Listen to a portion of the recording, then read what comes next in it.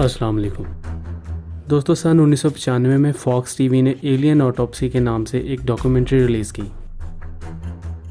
ये एक ऐसी डॉक्यूमेंट्री थी जो इन तमाम लोगों की बातों पर यकीन की मोहर लगा रही थी जिनका ये मानना था कि ज़मीन पर एरिया 51 एलियंस का गढ़ है। इस डॉक्यूमेंट्री में एलियंस की बॉडीज़ पर हो रहे एक्सपेरिमेंट्स की वो वीडियोज़ दिखाई गई जिनको एरिया 51 में रिकॉर्ड किया गया था। ये एक ऐसी डॉक्यूमेंट्री थी जिसने हर किसी का ध्यान अपनी तरफ खींच लिया था। उस दौर में टाइम्स मैगज़ीन ने यह लिखा था कि यह टेलीविज़न की हिस्ट्री में अब तक की सबसे ज़्यादा बार देखी जाने वाली वीडियो है। लेकिन महज 11 साल बाद ही ये पता चला कि 1995 की ये डॉक्यूमेंट्री पूरी तरह फेक है।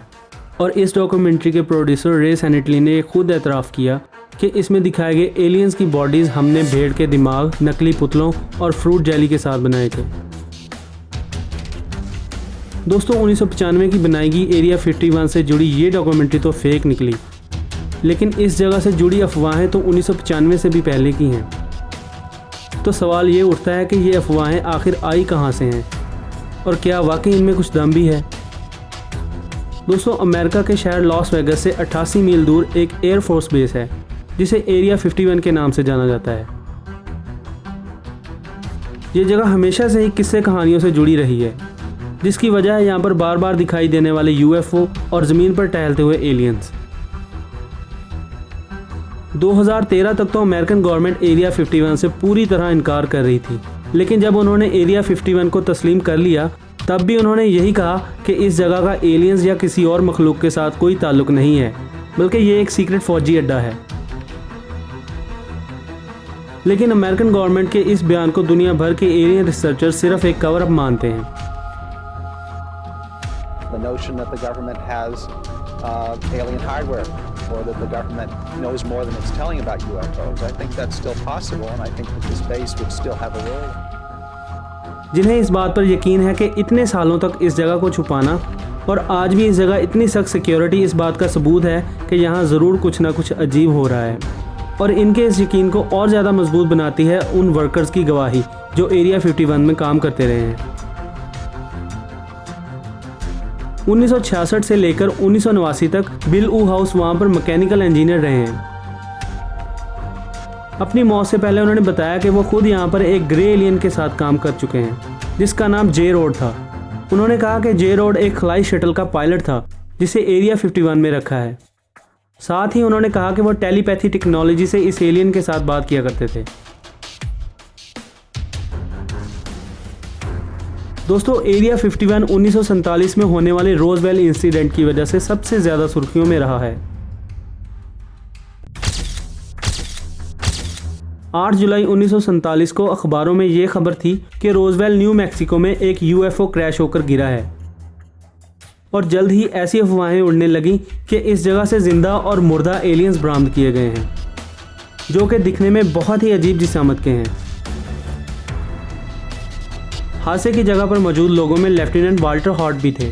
लेफ्टिनेंट वाल्टर हॉट की मौत के बाद उनकी तरफ से लिखा गया एक हलफनामा सामने आया जिसमें लिखा था कि यूएफओ में जांच करते वक्त उन्हें जिंदा एलियंस की बॉडीज़ मिली थी, जिसको लेकर गवर्नमेंट की तरफ से इन्हें सख्त हुक्म मिला कि इसके मुतालिक पब्लिक या मीडिया को कुछ नहीं बताएंगे। अमेरिकन गवर्नमेंट ने इस वाक़या को एक एयर बलून क्रैश कहकर दबा दिया, लेकिन वाल्टर हॉट के हलफनामे के मुताबिक इस वाक़े में एलियंस की बॉडीज़ बरामद हुई थी जिन्हें बाद में एरिया 51 में रखा गया था। ये वाक़या तब और ज़्यादा पेचीदा साबित हुआ जब उस हादसे वाली जगह के चारों तरफ फौज कई महीनों तक तलाश का काम करती रही, जिससे यह बिल्कुल नहीं लगता कि यह महज एक बलून क्रैश का मामला है। कहते हैं कि यहाँ से बरामद किए गए एलियंस की बॉडीज़ को एरिया 51 में रखा गया और फिर उनके जिस्म पर एक्सपेरिमेंट्स किए गए। रोजवेल के इस वाक़े को जहां यूएस गवर्नमेंट गलत बता रही थी, वहीं इसी दौरान एक शख्स ने हादसा की जगह की कुछ तस्वीरें और वीडियोस पेश की। हालांकि इन वीडियोस और तस्वीरों की असलियत कभी भी साबित नहीं हुई। दोस्तों, इस वाक़े से मिलती जुलती बातें एक और शख्स के बयानों में भी देखने को मिली जिनका नाम ग्लेन डेनिस था। इस दौर में ग्लेन डेनिस रोजवेल आर्मी में मेल नर्स के तौर पर काम कर रहे थे। 1989 में उन्होंने बताया कि वो एरिया 51 में ऐसे डॉक्टर्स की टीम के साथ काम कर चुके हैं जो 3 एलियंस पर एक्सपेरिमेंट करते थे।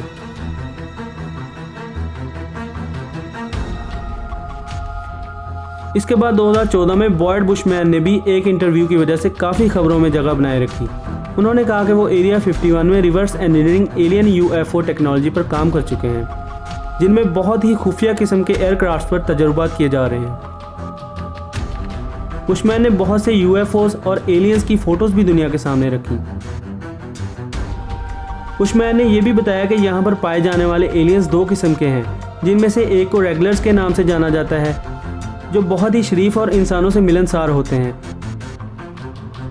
और दूसरी किस्म को रसलर्स का नाम दिया गया है, और ये काफ़ी गुस्से वाले और ख़तरनाक होते हैं। इनके इंटरव्यू से जुड़ी एक हैरानकुन बात ये भी रही कि जल्द ही इनके इंटरव्यू को हर जगह से डिलीट कर दिया गया, जिसकी वजह से इनके दावों और सबूतों की जांच कभी भी ना की जा सकी। दोस्तों, बॉयड बुशमैन अकेले इंसान नहीं जिनके इंकशाफात को मिटाया गया है, बल्कि आज तक जितने भी सबूत और इंकशाफात एरिया 51 के मुताल्लिक किए गए, सबको मिटा दिया गया, और ना ही इस जगह पर काम करने वाले इस बात को साबित कर सके कि उन्होंने इस जगह पर कभी काम किया हो।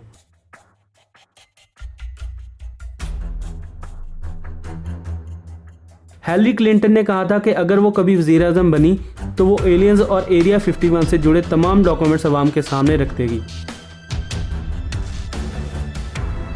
लेकिन उनकी हार के बाद ऐसा लगता है कि इस जगह से जुड़ी खुफिया मालूमात हमेशा खुफिया ही रहेंगी। दोस्तों, अगर आपको ये वीडियो पसंद आई है तो हमारे चैनल को सब्सक्राइब करें और बेल के आइकन पर प्रेस करें।